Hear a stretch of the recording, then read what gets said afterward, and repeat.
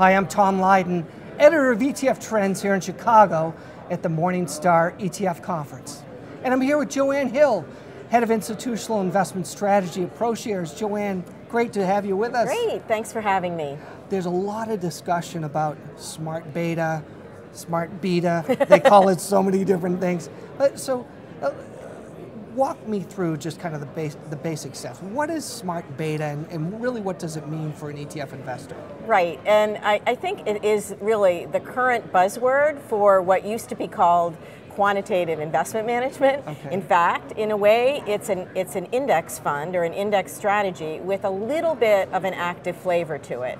And it can be to an individual factor that has been proven to have returns in market conditions. That could be value, growth, dividend growth, low volatility, right? Or it could be to a set of those factors. But what's interesting is these rules-based strategies really lend themselves to ETF packaging.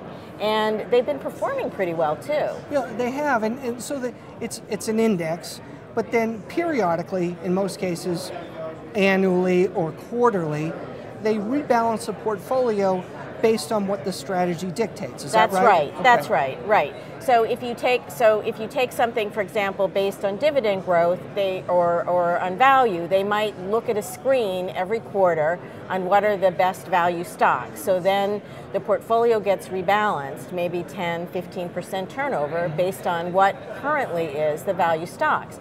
But what you can do with it, like an index fund, there'll be a fact sheet on the index, and the index sponsors provide this, that explains the strategy, the rules it follows, and also provides a historical track record so you can analyze it. So you can actually compare over time how it's doing versus the index. And one of the things is, we're at a Morningstar conference, so Morningstar actually, Michael Rawson just published a report, and he noted that many of these strategies in ETFs are getting 4- and 5-star ratings. 72% of the strategic beta or smart beta ETFs would have a 4- or 5-star classification that have 3-year track records.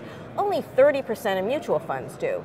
So it is something that is, it's performing well, and in the ETF, it really fits the ETF model. So for the average advisor out there or individual investor, there are a lot of different choices, and now we're looking at a whole variety of things. Low volatility numbers, the lowest we've seen in a long time. A long in the tooth bull market, rising interest rates. Where do you turn? There's a lot of choices.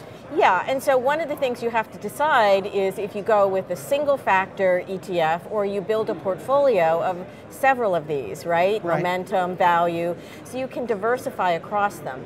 And then there are also ETFs that are multi-factor, that have several different these factors combined. You've got one of those, and it just hit a 3-year number, is that right? And actually we have, believe it or not, we launched it in July 2009. It has a 5-year track record. Wow. And so it just had its 5-year anniversary. It's called CSM is the ticker, and it's an index based on value, profitability, technical momentum, and so it rebalances monthly and has only about a 2% tracking error, so 2% relative around S&P.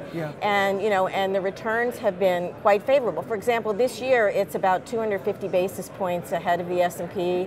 Over 3 years, 100 basis points. Wow. It's hard to find too many strategies with that, but it diversifies across the factors, and that's what helps it a little bit, because sometimes it's value, sometimes growth. It's hard to decide which is going to be the winning one. And having that underlying discipline really makes it so much easier. Joanne, thank you. Thanks so much. I learned a lot today. Thank you.